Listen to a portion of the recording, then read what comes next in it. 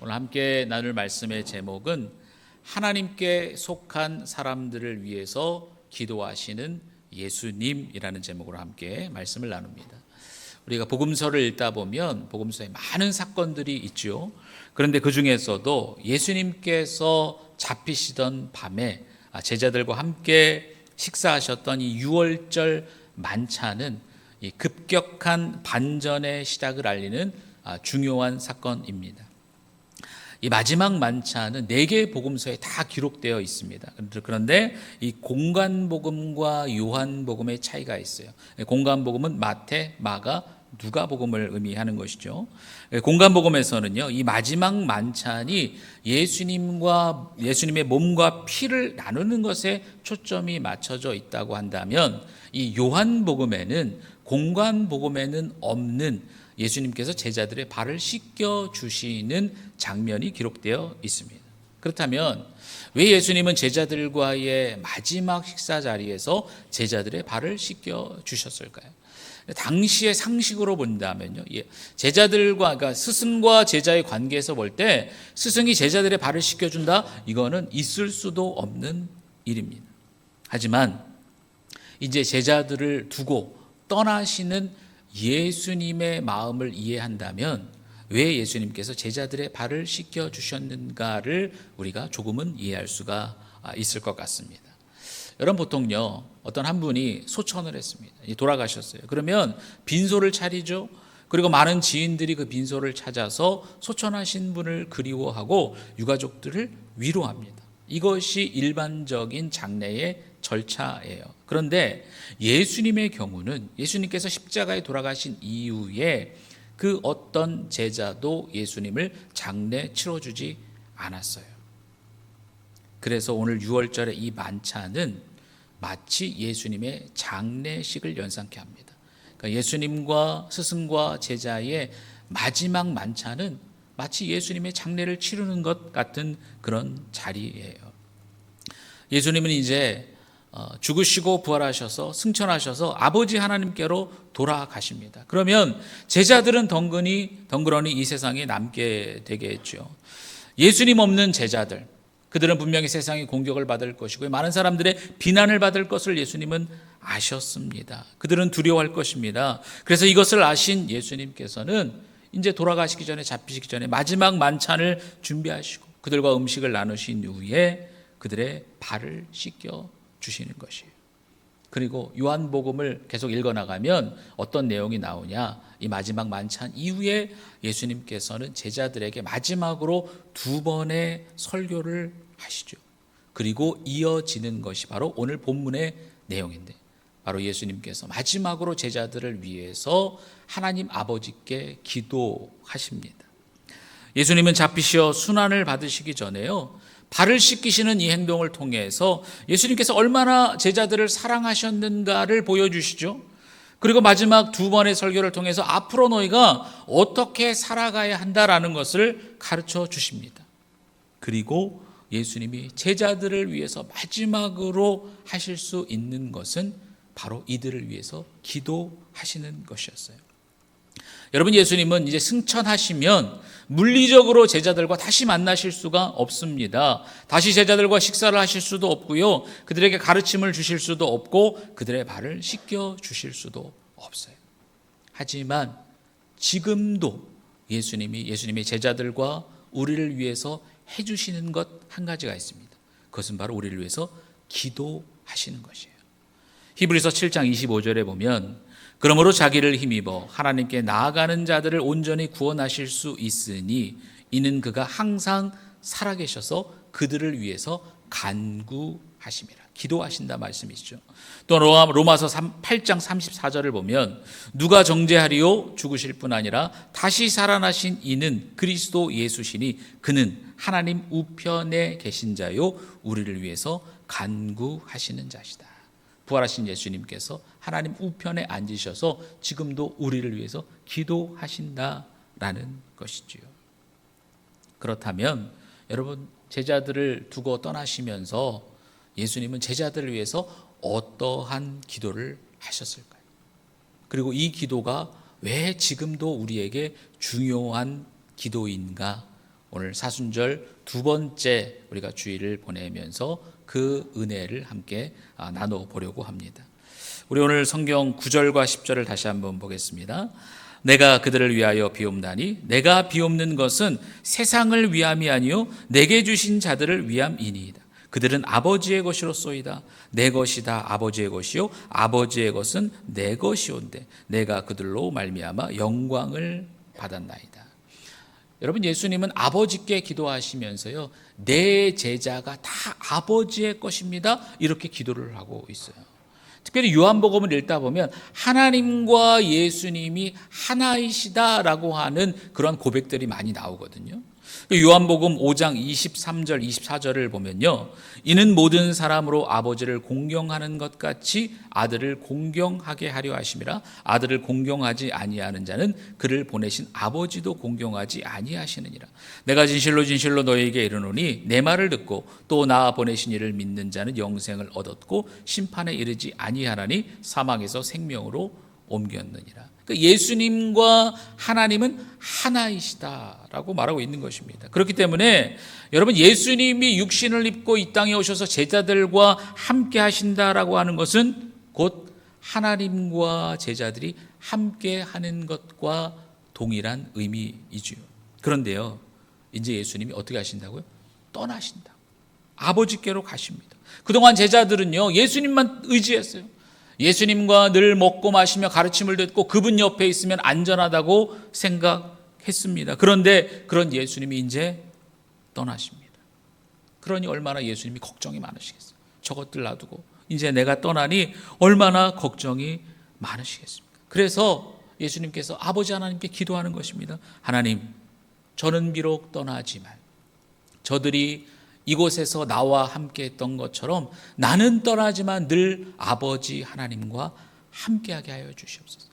늘 나와 먹고 마셨고 나와 이야기했던 것처럼 저들이 아버지 하나님과도 늘 교제하고 그분의 음성을 듣는 삶을 살게 하여 주시옵소서라고 지금 예수님이 기도하고 계시는 거예요.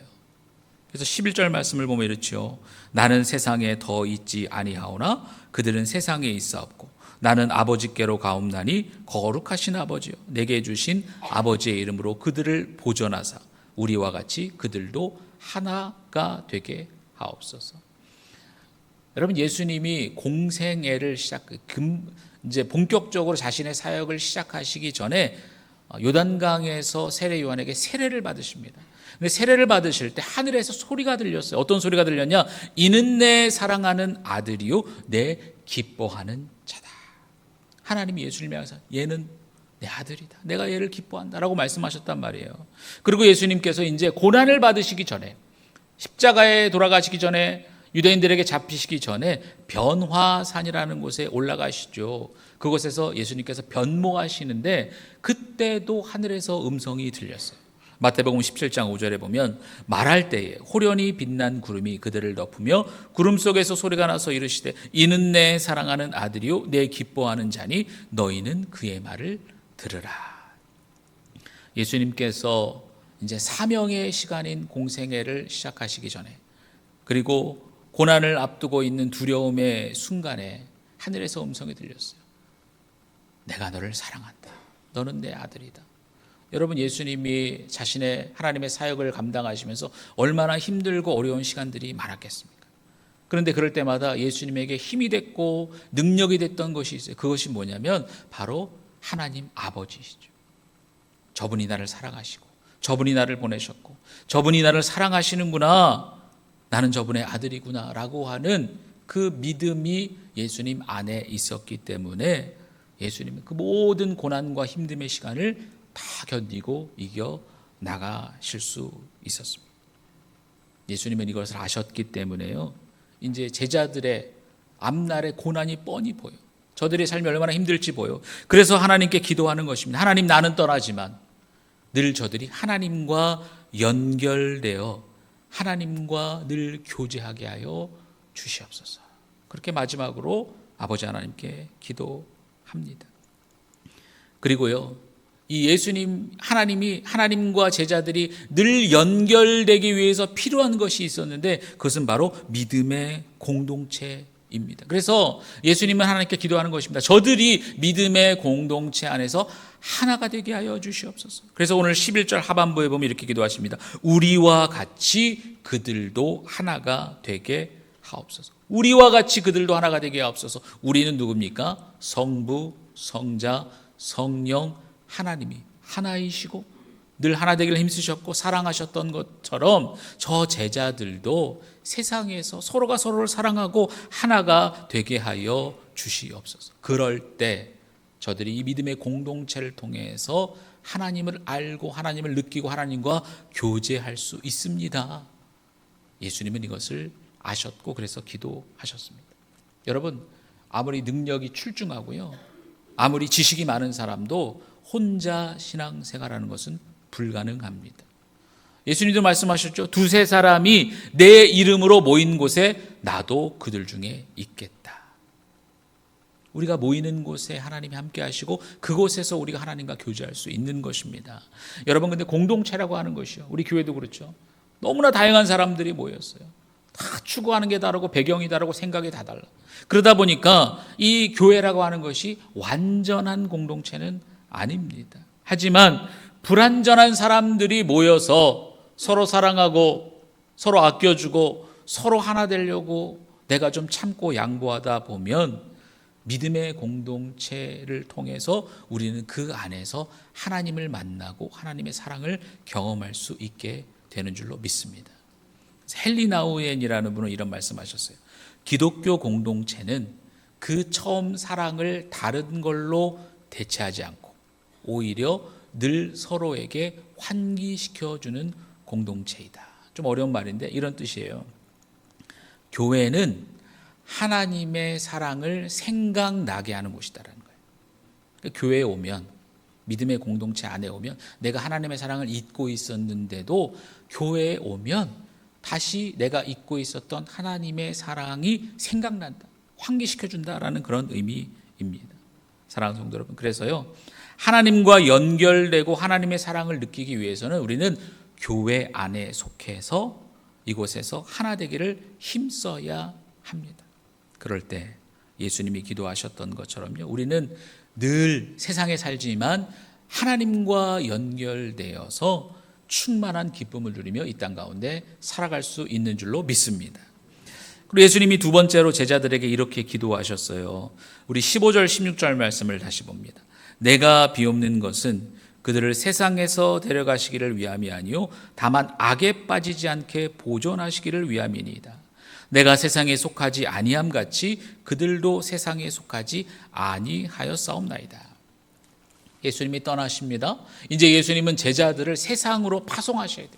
세상으로 보내셔야 됩니다. 그런데 세상은 예수님을 대적했던 것처럼 예수님의 제자들도 대적할 것이에요. 예수님의 제자들은요, 예수님의 말씀을 소유하고 있다라는 이유 때문에 세상의 공격을 받고 박해를 받고 미움을 받게 됩니다. 그래서 예수님 걱정하시는 거예요. 야, 내 제자들이 세상이 저들을 공격할 텐데 그것을 못 이기고 참지 못하고 다시 세상으로 돌아가면 어떡할까? 그것을 걱정하시면서 그래서 악에 빠지지 않게 하여 주시옵소서라고 예수님이 기도합니다. 여기서 우리는요, 예수님의 제자들의 위치를 알 수가 있어요. 예수님을 만나기 이전에 제자들은요, 세상과 하나였습니다. 내가 세상이고 세상이 나였어요. 그냥 세상에 살아가면 뭐 내가 특별히 다른 것 없이 세상 사람들하고 똑같이 살아가는 것이었습니다. 그런데 예수님을 만나고 예수님의 말씀이 그들 안에 들어온 이후부터 변화되기 시작하는데 제자들은 세상 가운데 살지만 세상에 속하지 않은 자들로 살아갑니다. 이게 어려운 말이에요. 세상 가운데 살지만 세상에 속하지 않은 자들로 살아간다.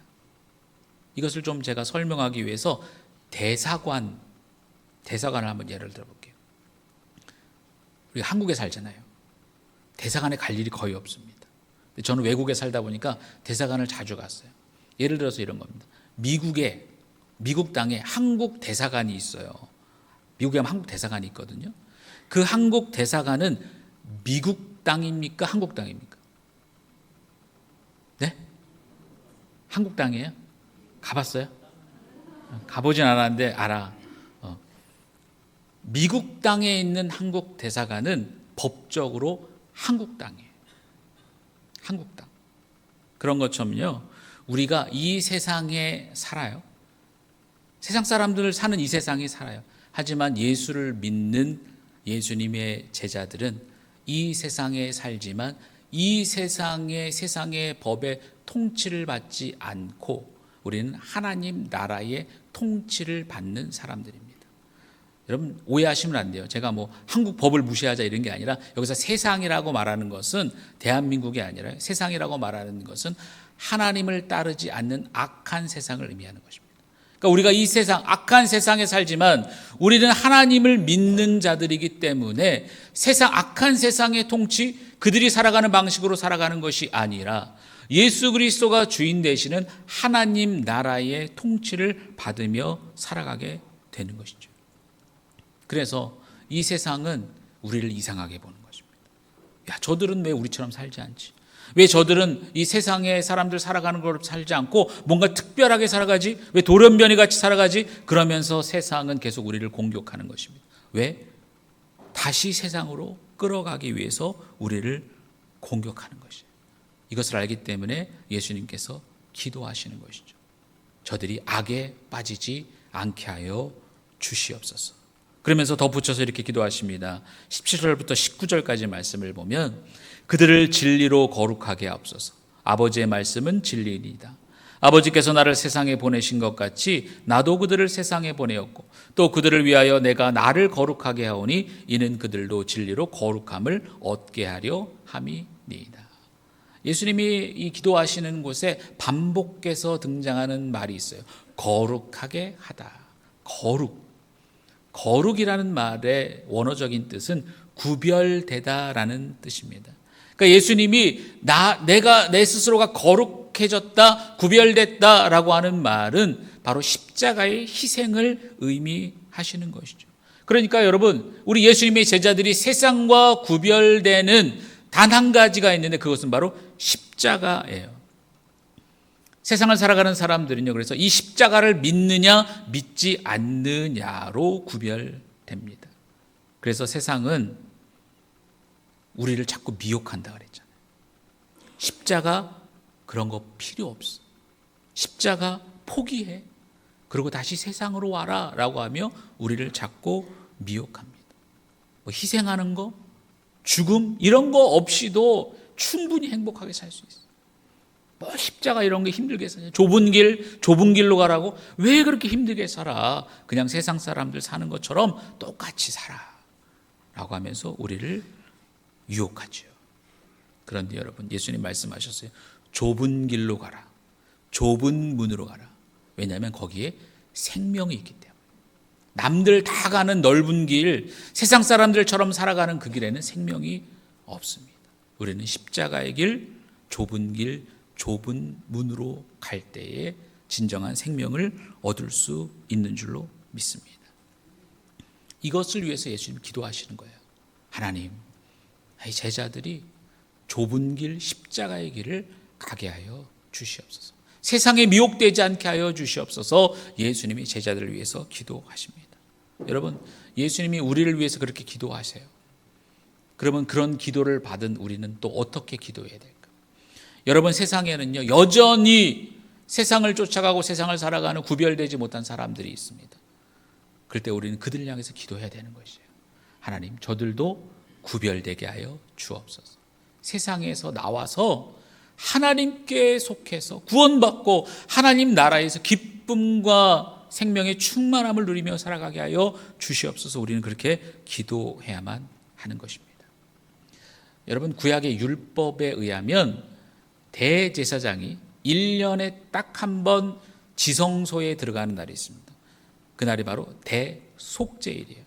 그러니까 대제사장은 대속죄일에 스스로 하나님 앞에 기도하면서 성별 의식을 통해서 구별되어 모든 죄를 회개합니다. 그리고 거룩하신 하나님 앞에 나아가서 모든 이스라엘 백성들의 죄를 용서해 달라고 하나님 앞에서 기도하는 것이 바로 대속죄일입니다. 그런데 그때 대제사장이 어떻게 들어가냐? 발목에다가 방울을 달아요. 그리고 끈을 묶고 지성소 안으로 들어갑니다. 왜냐하면 만약에 지성소 안에 들어갔는데 이 대제사장이 죄가 있다? 그러면 거기서 죽임을 당해요. 그럼 이 사람이 지성소 안에서 뭔가 제사의식을 하냐면 왔다 갔다 하니까 방울소리가 들릴 거 아니에요. 근데 이 사람이 대제사장이 만약에 죽었어. 움직이지 않아. 그럼 어떻게 돼요? 그 뒤에서 끈을 당겨서 그 죽은 사람을 끄집어 내려고 그 줄을 달고 지성소 안으로 들어가서 누구를 위해서? 온 이스라엘을 위해서 기도하는 거예요. 여러분, 대제사장은 자신의 모든 것을 걸고 이스라엘을 위해서 기도합니다. 그런데 히브리서에 보면 예수님이 바로 우리의 대제사장이 되신다라고 고백을 하죠. 예수님은 십자가에서 자신을 성별하셨고 구별하셨고 영광을 받으셨기에 중보자가 되시는 거예요. 우리를 위해서 기도하시는 분이 되셔서 지금도 아버지 하나님 옆에서 우리를 위해서 기도하고 계시는 것입니다. 여러분, 예수님은 우리를 위해서 기도하기 위해서 자신의 모든 것을 다 내어 주셨습니다. 사랑하는 성도 여러분, 예수님은 제자들을 세상으로 보내시면서 걱정하셨어요. 우리가 세상에 살잖아요. 지금도 얼마나 힘듭니까? 믿음을 지킨다라는 것이 이 시대에 너무나 힘들어진 그런 시대를 우리가 살아가고 있습니다. 그런데 예수님이 그냥 보내놓고 나 몰라라 하시는 게 아니라 예수님은 지금도 우리를 위해서 아버지 우편에 앉으셔서 간절히 기도하고 계십니다. 하나님, 저들이 세상과 구별되게 하여 주시고 늘 주님과 연결돼서 생명을 누리며 살아가게 하여 주시옵소서. 주님이 지금도 우리를 위해서 그렇게 기도하고 계시는 줄로 믿습니다. 우리가 사순절 이제 두 번째 주간을 보내면서 우리를 위해서 모든 것을 주시기까지 우리를 사랑하시고 지금도 그 사랑으로 우리를 위해서 기도하고 계신 그 하나님의 은혜를 기억하시고 그 은혜를 기억한다면 하나님, 이번 한 주간에 나도 누군가를 위해서 기도하겠습니다. 지금 생각나는 사람, 집에 가서 말고 지금 생각나시는 분 있죠? 그분을 위해서 이번 한 주 동안 제가 중보하겠습니다. 그 마음을 가지고 또 사순절 두 번째 주간을 보내는 우리 모든 믿음의 권속들 되시기를 주님의 이름으로 축복합니다. 아멘.